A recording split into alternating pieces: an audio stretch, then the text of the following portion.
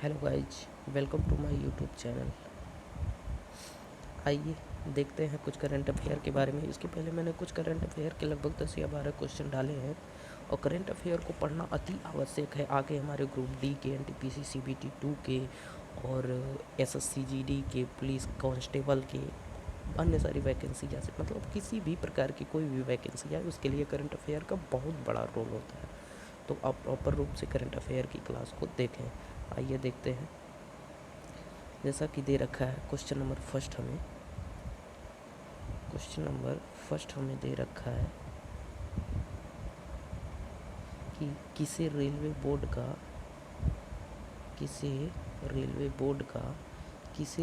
Board का नया chairman नियुक्त किया गया है। यह होगा किसे रेलवे बोर्ड का नया चेयरमैन नियुक्त किया गया।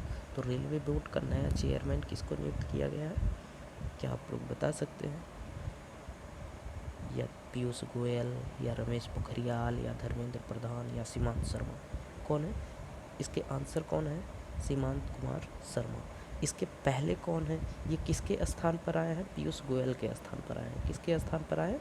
पीयूष गोयल के स्थान पर आए हैं।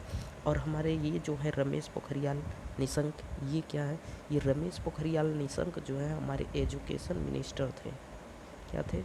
एजुकेशन मिनिस्टर थे, जो कि प्रेजेंट टाइम में नहीं है। तो है कौन एजुकेशन मिनिस्टर? प्रेजेंट टाइम में एजुकेशन मिनिस्टर कौन है? धर्मेंद्र प्रधान है। कौन है? धर्मेंद्र प्रधान। हाँ, तो इसका आंसर क्या होगा? सीमांत शर्मा। इसका आंसर क्या होगा? सीमांत शर्मा। किसी रेलवे बोर्ड का नया चेयरमैन नियुक्त किया गया, तो कौन है? सीमांत कुमार शर्मा। ठीक, नेक्स्ट क्वेश्चन देखते हैं। आइए इसके बारे में कुछ डिस्कशन करते हैं, रेलवे बोर्ड के बारे में। देखिए, कुछ रेलवे बोर्ड के इस इम्पोर्टेंट मतलब रेलवे बोर्ड की स्थापना कब हुई थी, इस बोर्ड का किसके एक्ट से हुआ था। रेलवे बोर्ड की स्थापना जैसे आरआरबी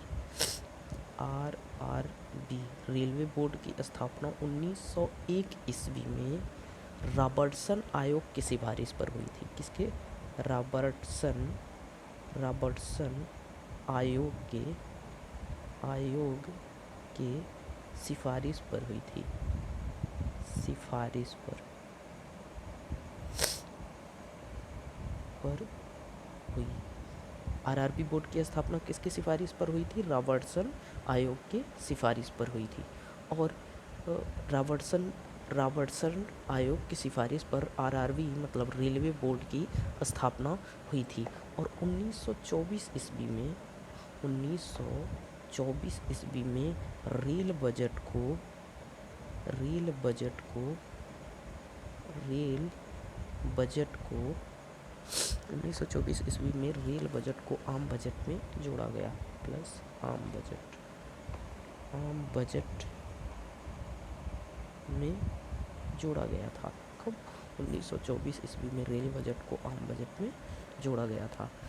और यह किसके समिति के द्वारा या किसके आयोग के द्वारा रेल बजट को आम बजट में जोड़ा गया था? तो किसकी समिति थी? एक्वर्थ समिति।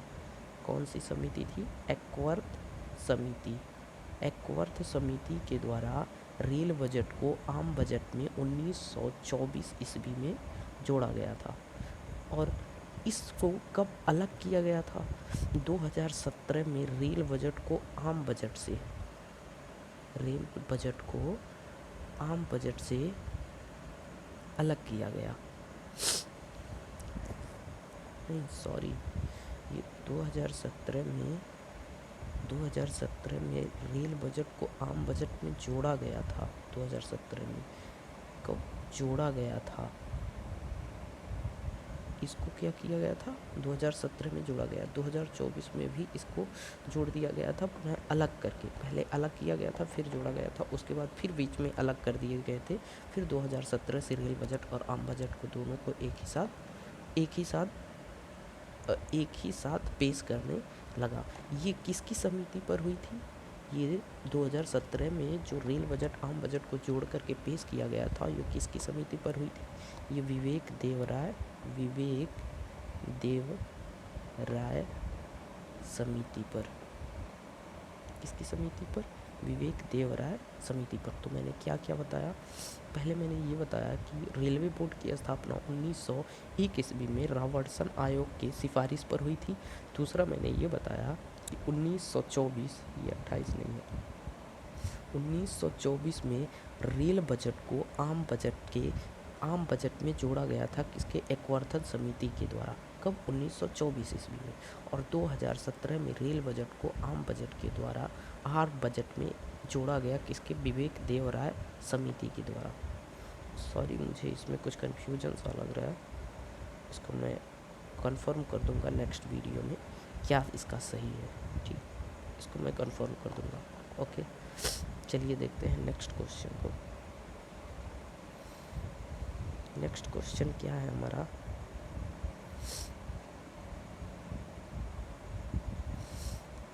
दूसरा क्वेश्चन है हमारे पास, पढ़िए एक बार। दूसरा क्वेश्चन क्या है हमारे पास? दूसरा क्वेश्चन हमसे पूछ रहा है कि जुको घाटी किन दो राज्यों के मध्य में है? यह घाटी हाल ही में आग के फैलाव के कारण चर्चा में है। क्या? जुको घाटी किन दो राज्यों के मध्य में है? यह घाटी हाल ही में आग के फैलाव के कारण चर्चा में है। तो बताइए, असम या नागालैंड के बीच, असम या और सिक्किम के बीच, नागालैंड या और मणिपुर के बीच, नागालैंड या फिर सिक्किम के बीच। तो इसका आंसर कौन सा होगा? इसका आंसर नंबर 3 होगा, नागालैंड और मणिपुर के बीच। जैसे कि ये मान लीजिए हमारे इंडिया के ये जो इधर पूर्वी तरफ के पाए जाते हैं, जैसे अरुणाचल प्रदेश पाया जाता है, इधर मणिपुर पाया जाता है, इधर नागालैंड पाया जाता है, इधर मिजोरम पाए जाते हैं, और इधर सिक्किम पाए जाते हैं। तो इस मणिपुर और नागालैंड के बीच में, मणिपुर और नागालैंड के बीच में कौन सी घाटी पाई जाती है? जुको घाटी पाई जाती है। अभी हाल ही में यहाँ पर आग लगने के कारण ये चर्चा में है, तो इसलिए करंट में इसे जानना बहुत ही ज़रूरी है। ठीक है, तो इसके बारे में क्या इसका आंसर होगा? जुको घाटी किन दो राज्यों के बीच में है? जुको घाटी किन दो राज्यों के बीच में है? ये है नागालैंड और मणिपुर के बीच में।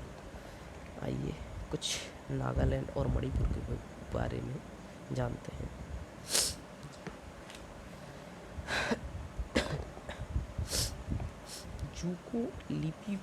जुको घाटी का नाम किसके कारण पड़ा था? जुको घाटी नाम क्यों उसका पड़ा? जुको घाटी नाम क्यों उसका पड़ा? क्यों उसका पड़ा? जुको घाटी उसका नाम क्यों पड़ा? जुको घाटी उसका नाम इसलिए रखा गया क्योंकि उस वन में, उस घाटी में जुको नामक फूल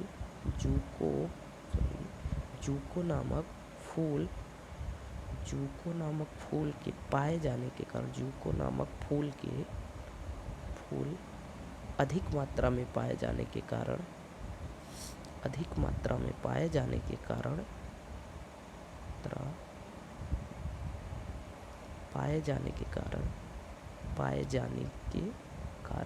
जुको घाटी उसका नाम क्यों रखा गया? क्योंकि वहाँ जुको नामक फूल की अधिक मात्रा पाई जाती है, इसलिए उसका नाम क्या रखा गया? जुको घाटी। ठीक है, और मणिपुर में कौन से अभ्यारण्य है? माउंट ईसो वन्यजीव अभ्यारण्य कहाँ पर है? मणिपुर में है। माउंट ईसो वन्यजीव अभ्यारण्य। कौन सा? माउंट ईसो वन्यजीव अभ्यारण्य। ईसो वन्य जीव अभ्यारण्य कहाँ पर है? वहीं पर है। और ये बताइए, वन्य जीव एक्ट कब आया था? वन्य जीव एक्ट या वन्य जीव अभ्यारण्य जीव एक्ट कब आया था? ये आया था 1972 में। और एक बताइए, इसी समय आया था टाइगर रिजर्व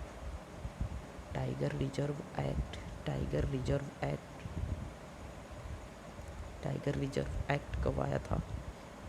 1973 में। ठीक है, हाँ, ये बताइए, मणिपुर के इस समय कौन सीएम है? मणिपुर के सीएम कौन है? वीरेंद्र सिंह है। कौन है? वीरेंद्र सिंह। मणिपुर के सीएम कौन है? वीरेंद्र सिंह। खेल विश्वविद्यालय यूनिवर्सिटी कहाँ खोला जा रहा है, ये बताइए। खेल विश्वविद्यालय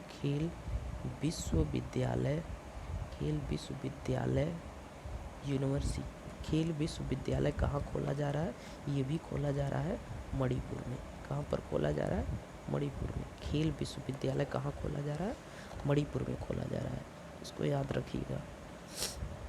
और यहाँ का एक मार्शल आर्ट है जो कि चौथे खेलो इंडिया यूथ गेम में शामिल किया गया है। क्या नाम है उसका? Thangta martial art.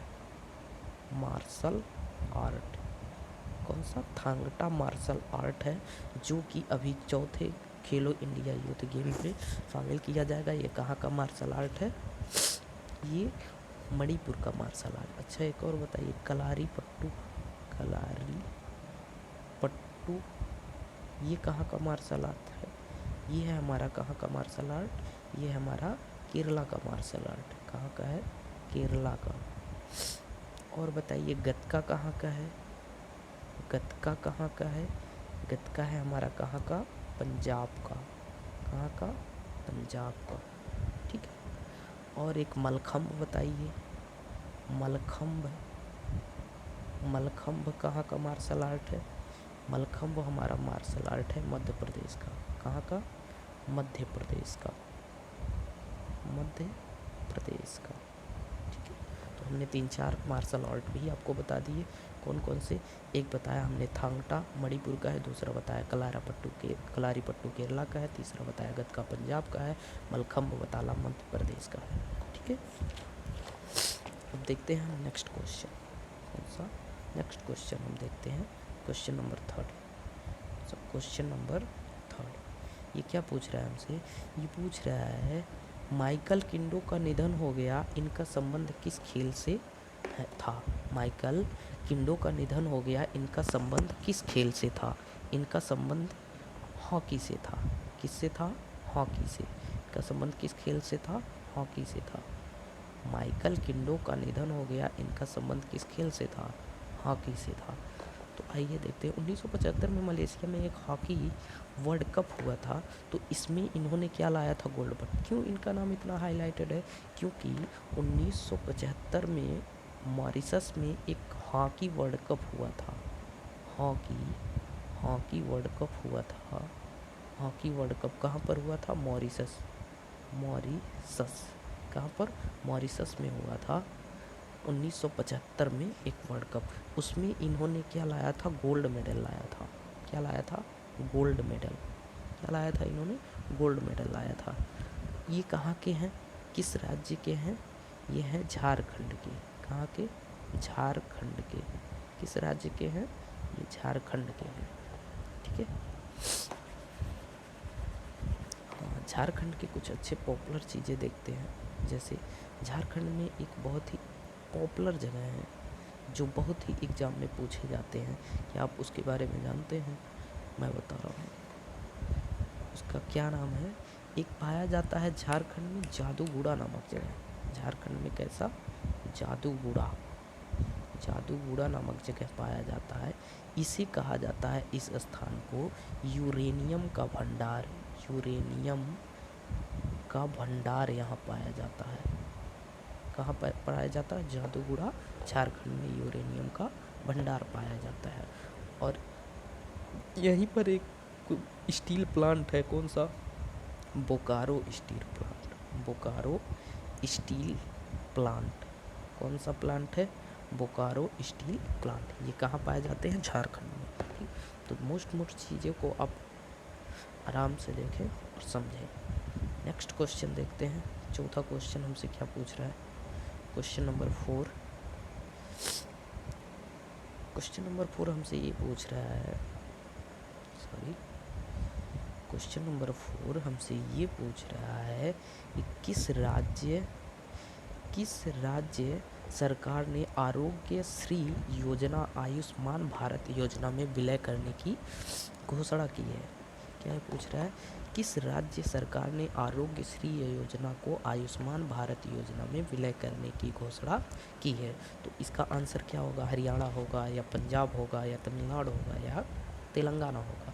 इसका आंसर होगा नंबर 4 तेलंगाना। आंसर कौन सा होगा? तेलंगाना। तो तेलंगाना में कौन सी योजना की गई? आरोग्य श्री योजना को आयुष्मान भारत योजना में लीन कर दिया गया या मिला दिया गया। अब ये बताइए आयुष्मान भारत योजना स्टार्ट कब हुई थी? 23 सितंबर 2018। कहाँ से? झारखंड रांची से। झारखंड रांची से। कहाँ से स्टार्ट हुई थी? झारखंड रांची से। ठीक है, 23 सितंबर 2018 झारखंड रांची से आयुष्मान भारत योजना का शुरुआत किया गया था। और कितने परिवारों के लिए कितना रुपया दिया जाएगा? 5 लाख पर फैमिली। 5 लाख पर फैमिली। ठीक है, एक फैमिली को 5 लाख रुपए दिया जाएगा। और इसका लाभ कितने लोगों को दिया जाएगा? लगभग 10 करोड़। कितने? 10 करोड़ लोगों को। और इसकी योजना का लाभ उठाने वाली पहली लड़की कौन थी? पहली महिला कौन थी? वो थी करिश्मा। कौन थी? करिश्मा। ये कहाँ की थी? झारखंड की। झारखंड की। ठीक है, मैंने क्या बताया इसके बारे में, इस क्वेश्चन के बारे में अच्छे से देखते हैं।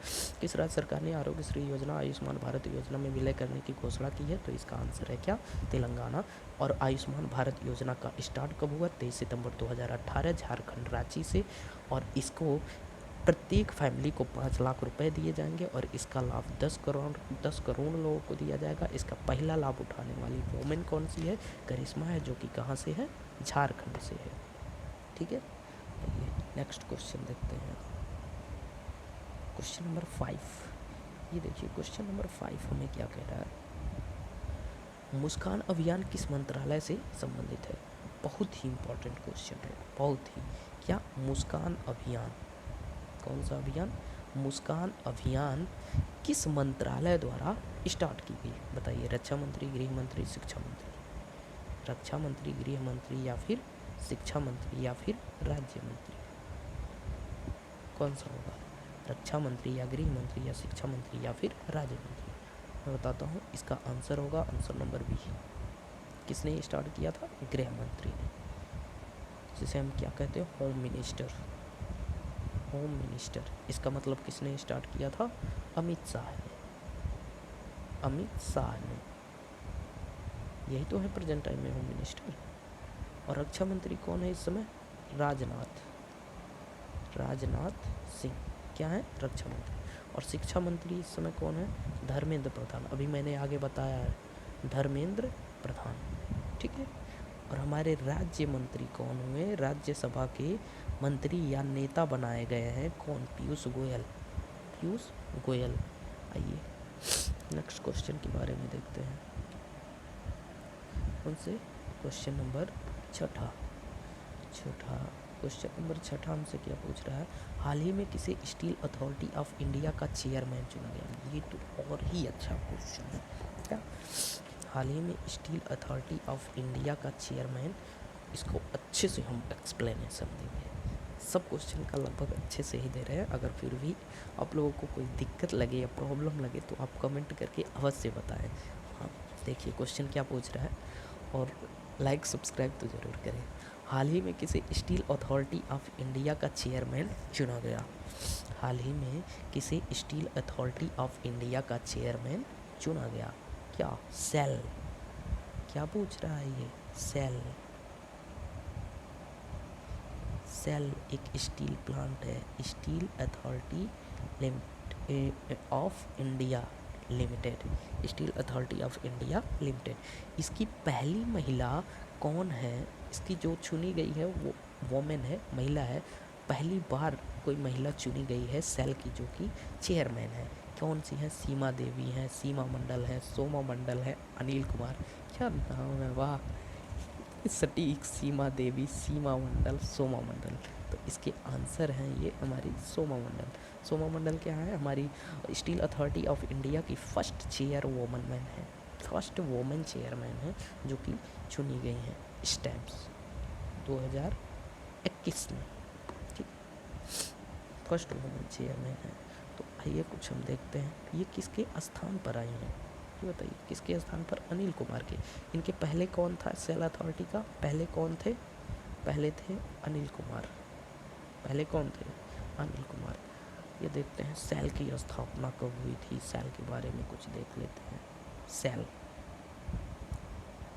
की स्थापना कब हुई थी, 1954 में। कब हुआ था, 1954 में। और इसका हेडक्वार्टर कहाँ पर है, दिल्ली में। कहाँ है, दिल्ली, मतलब दिल्ली में है। सेल की स्थापना 1954 में हुई थी, इसका हेडक्वार्टर कहाँ पर है, दिल्ली में है। और इसके अंदर 5 स्टील प्लांट आते हैं, 5 स्टील प्लांट आते हैं। कितने स्टील प्लांट आते हैं, 5 स्टील प्लांट आते हैं। सेल के अंदर 5 स्टील प्लांट आते हैं, ठीक है। सेल के अंदर कितने स्टील प्लांट आते हैं, 5, जिसमें से हम पांचों का एक्सप्लेन करते हैं कौन कौन से हैं। Number 1 Bokaro, Bokaro, Bokaro steel plant कहाँ पर है, झारखंड में, झारखंड कहाँ स्थित है, झारखंड में। और नंबर 2 ये किसकी सहायता से बना था, ये रसिया की सहायता से बना था। किसकी, रसिया।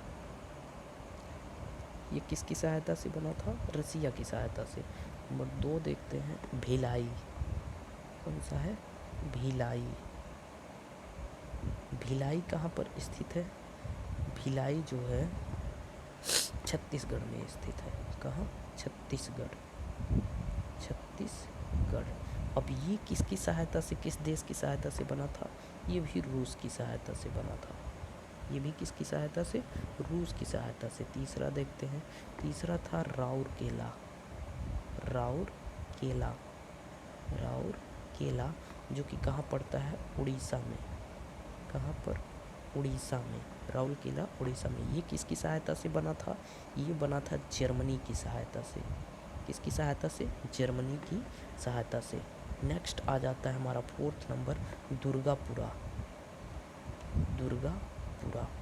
दुर्गापुरा कहाँ पर है, वेस्ट बंगाल में। कहाँ पर है, वेस्ट बंगाल में। ये किसकी सहायता से बना था, इंग्लैंड, किसकी सहायता से, इंग्लैंड की सहायता से बना था। किसकी सहायता से, इंग्लैंड की सहायता से। एक था हमारा वर्नापुर, क्या था, वर्नापुर, वर्नापुर भी, ये भी कहाँ है, वेस्ट बंगाल में।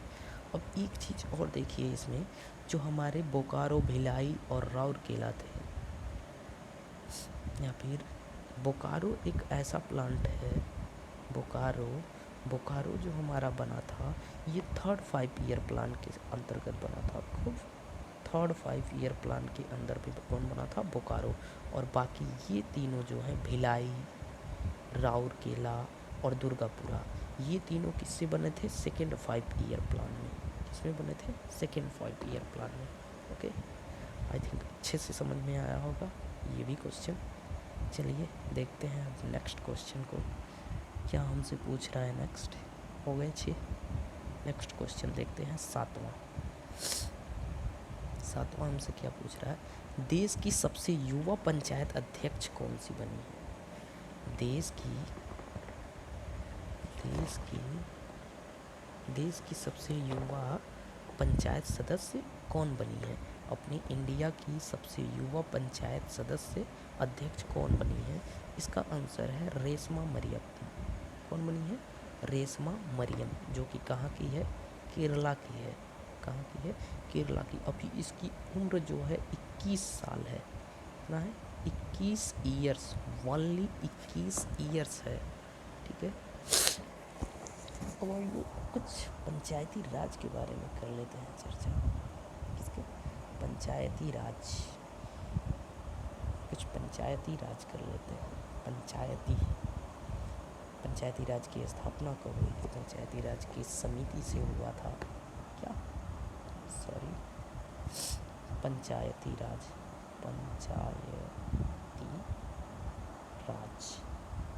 ठीक है।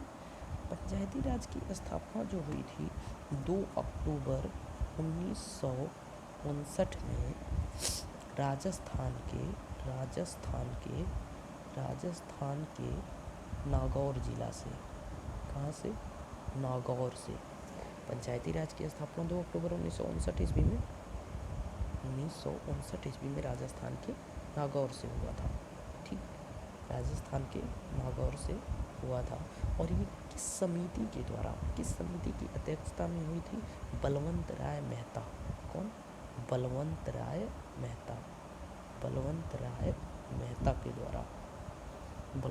मेहता के समिति के द्वारा इसकी स्थापना की गई थी। कहाँ से?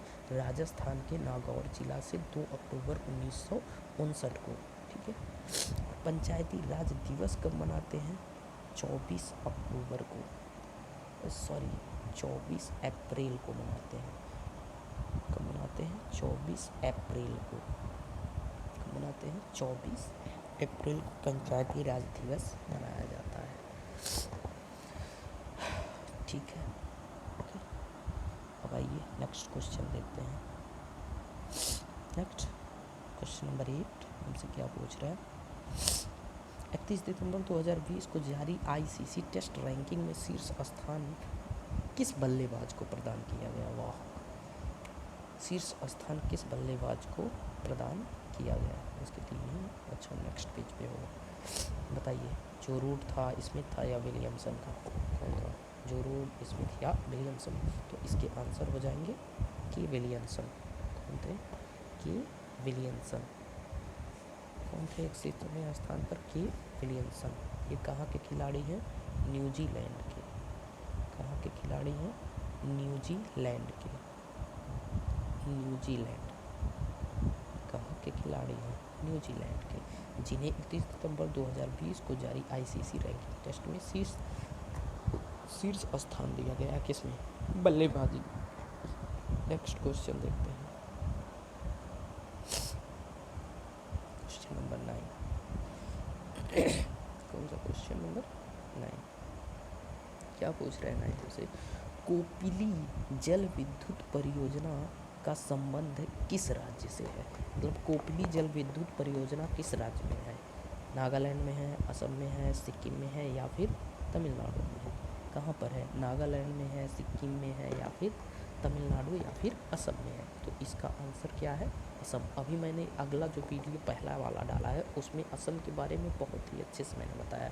उसके सारे नेशनल पार्क बताए हैं, उसके सीएम कौन थे, उसके प्रेजेंट टाइम के सीएम कौन है, उसकी स्थापना, उसके बारे में मतलब बहुत सारे डिटेल बताया है।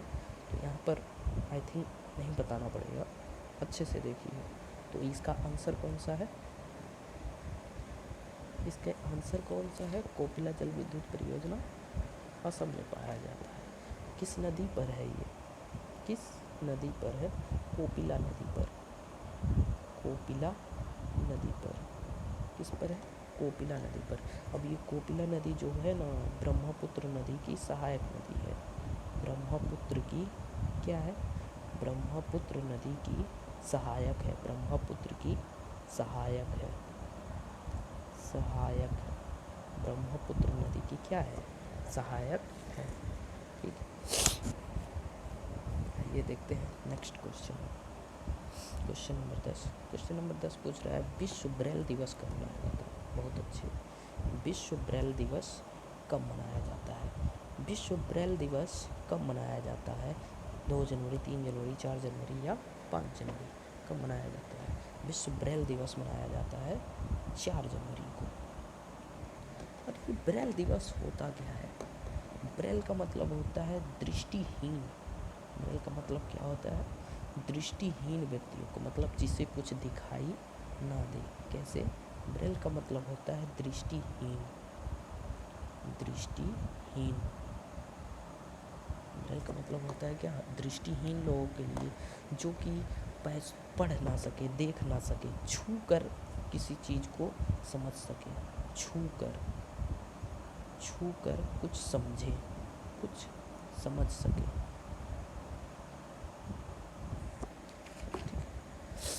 यह कब से मनाना स्टार्ट हुआ? यह 2018 2019 से मनाना स्टार्ट हुआ था। कब से हुआ है? 2019 से। ओके, ठीक है। आइए देखते हैं नेक्स्ट क्वेश्चन। नेक्स्ट कौन सा नंबर है हमारा? 11 नंबर, क्वेश्चन नंबर 11। कौन सा? Question number 11। वाह, क्या क्वेश्चन है। अदरक प्रसंस्करण संयंत्र का नवीकरण किस राज्य में किया जा रहा है? क्या पूछ रहा है? अदरक प्रसंस्करण संयंत्र का नवीकरण किस राज्य में किया जा रहा है, बताइए। असम में, मेघालय में, मिजोरम में या फिर सिक्किम में? कहाँ पर किया जा रहा है? मेघालय में। कहाँ पर? मेघालय में। मेघालय की राजधानी क्या है? शिलांग। मेघालय की कैपिटल क्या है? शिलांग है। यहीं पर किया जा रहा है किसका? अदरक संरक्षण संयंत्र का नवीनीकरण किया जा रहा है। अदरक संरक्षण, ये पूछेगा, टपकेगा जरूर ये। अदरक प्रसंस्करण संयंत्र का नवीनीकरण मेघालय में किया जाता है। ये पूर्वोत्तर विकास मंत्री जितेंद्र सिंह के द्वारा किया जा रहा है। किसके द्वारा? विकास मंत्री जितेंद्र सिंह द्वारा। विकास मंत्री पूर्वोत्तर के विकास मंत्री, पूर्वोत्तर विकास मंत्री किसके द्वारा? जितेंद्र सिंह द्वारा। जितेंद्र सिंह द्वारा। किसके द्वारा? जितेंद्र सिंह द्वारा किया जा रहा है। ठीक है। हाँ, अभी हमारे पास कितने? 8 नेशनल पार्टियाँ हैं। कितने? 8 नेशनल पार्टियाँ हैं। 8 नेशनल पार्टियाँ हैं, जो कि नवी सबसे न्यू नेशनल पार्टी है। न्यू नेशनल पार्टी है। वो कहाँ की है? न्यू नेशनल पार्टी कहाँ की है? वो बनाई गई है पीएन संगमा के द्वारा। पीएन संगमा के द्वारा इसकी स्थापना की गई है। उस पार्टी का नाम क्या है? PNP। कौन सा? PNP। ये कहाँ पर है? मेघालय में। ठीक। आइए नेक्स्ट क्वेश्चन देखते हैं। Question number 12। Question number 12। ठीक है। क्वेश्चन नंबर 12 क्या कह रहा है हमको? कह रहा है अमेरिका के प्रतिनिधि सभा का स्पीकर किसे चुना गया है?